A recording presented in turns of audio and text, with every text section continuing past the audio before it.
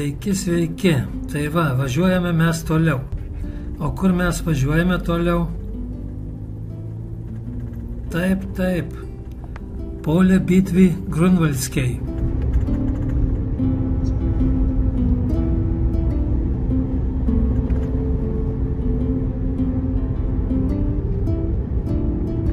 Tai reiškia, kad mes važiuojame į Žalgirio mūšio vietovę, kur apžiūrėsime muziejų ir aplankysime tuos laukus, kuriuose kažkada kovėsi narsus vyrai. Na, o kol mes dar važiuojame, galiu pasakyti, kad šie keliai, kuriais važiuojame, yra labai panašus į lietuviškus, tai yra labai blogos kokybės. O ir patys čia gyvenantys Lenkai sako, kad jų keliai yra patys blogiausi Lenkijoje. Na, apie šios kelius pakalbėsime gal šiek tiek vėliau, nes jau privažiavome Grunvaldo muziejaus teritoriją.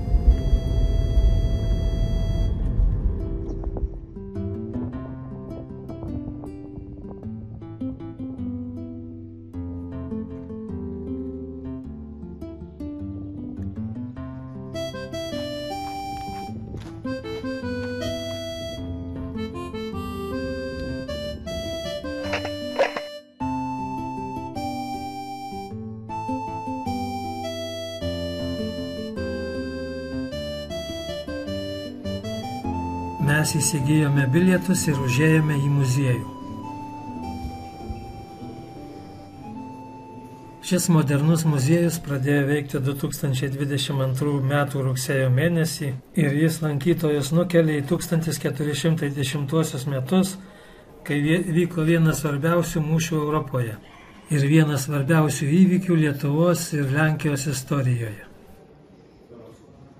Šiame muziejuje galima sužinoti Žalgirio mūšio eigą, Kryžiuočių ordino istoriją, kokie veiksmai buvo prieš kautynės ir kokios buvo kautynių pasekmės. O taip pat apie istorinius įvykius prieš Žalgirio mūšį ir po Žalgirio mūšio. Multimedijos pristatymai, interaktyvų žemėlapiai ir animacija lankytojus nukelia į 1409-1411 metų istorinius įvykius.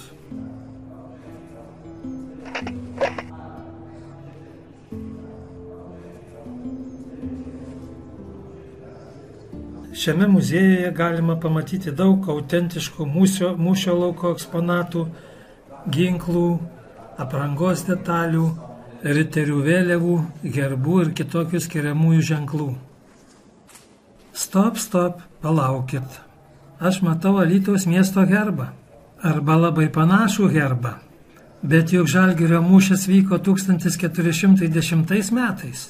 O Alytui Magdeburgo teisės ir gerbą suteikė Steponas Batoras 1581 metais. Tai reiškia, kad šis gerbas egzistavo jau 171 ar daugiau metų prieš gaunant jį Alytui. Įdomu būtų sužinoti tikrąją šio gerbo istoriją. Jeigu ką žinote, parašykite komentaruose.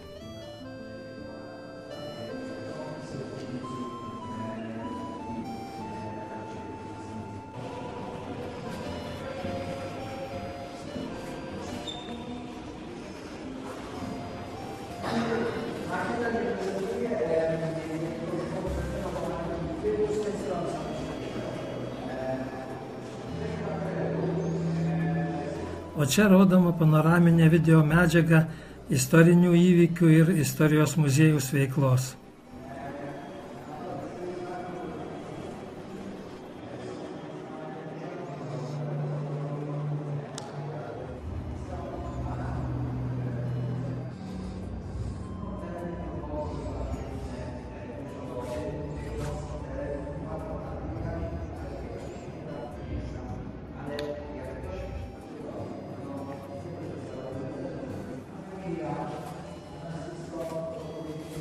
Žalgirio mūšio kovos lauko fragmentas.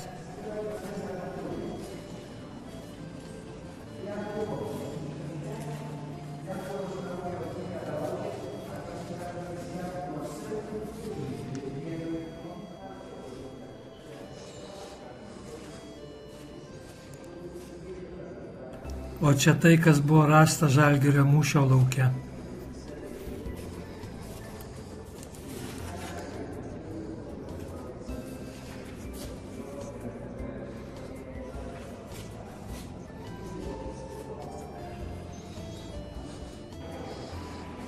o čia to laikmečio metinių įvykių chronologija.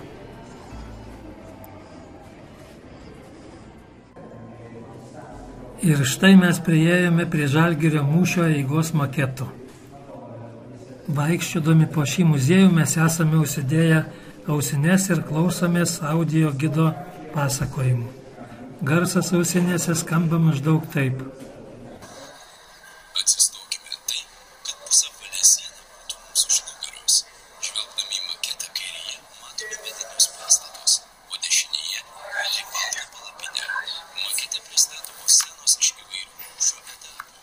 Verta paminėti, kad jo likimas nebuvo iš anksto nuspręstas. Stovėdami priešais didžiulę teritoriją, pasižiūrėkime į priekį ir suraskime baltai raudoną palapinę. Netoliese jos ant kalvos stovėjo karalius Vladislovas Jogaila. Iš ten jis gerai matė didžiąją mūšio lauko dalį. Na, šis pasakojimas tęsiasi apie 10 minučių, o manau, kad jūs visi gerai žinote Žalgirio mūšio istoriją, todėl manau, kad pats laikas mums būtų eiti į lauką ir apžiūrėti, kurgi vis dėlto vyko tas mūšis. Ir kaip atrodo ta vieta dabar.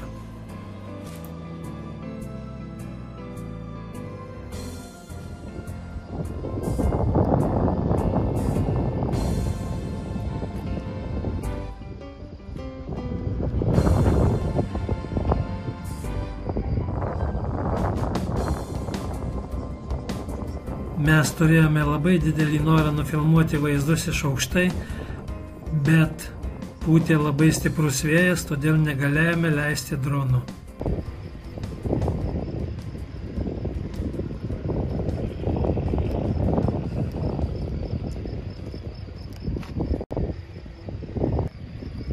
Na, o šis akmuo su vyčio ženklu ir užrašu nuodėkingos lietuvių tautos už bendrą pergalę buvo pastatytas Griunvaldo lauke 610-osioms pergalės metiniam Žalgirio mūšyje. Iniciatoriais buvo Lietuvos bajorų karališkoji sąjunga, Lietuvos kariuomenės Vilniaus įgulos karininkų ramovė ir Lietuvos kariuomenės rezervo karių asociacija.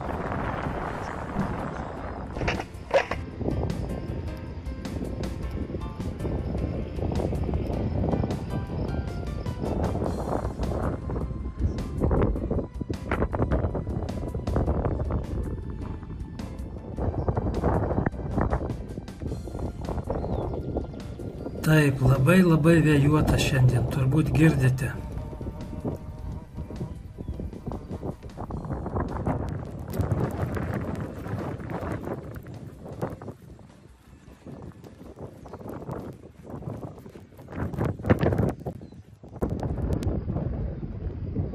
Žalgirio mūšio lauke per metus apsilanko daugiau nei 300 000 turistų. Na, o čia švenčių metu vyksta inscenizuotos riterių kovos, šarvuoti vyrai, ginkluoti kalavijais ir kirviais puola vienas kitą ir bando užimti pilį.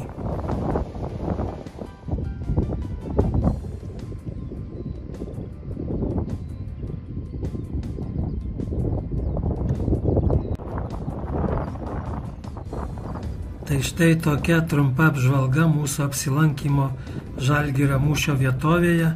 Tikiuosi, kad jums patiko.